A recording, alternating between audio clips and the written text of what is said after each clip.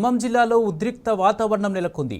Neat పరీక్షా paper లీకేజీపై సుప్రీంకోర్టులో సమగ్ర విచారణ జరిపించాలంటూ ఖమ్మం జిల్లా వ్యాప్తంగా విద్యార్థులు పెద్ద ఎత్తున ఆందోళనలు చేస్తున్నారు.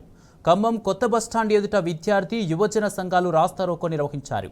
పేపర్ లీకేజీకి పాల్పడిన దోషులను కఠినంగా శిక్షించి నీట్ పరీక్షను వెంటనే రద్దు చేయాలని డిమాండ్ చేశారు.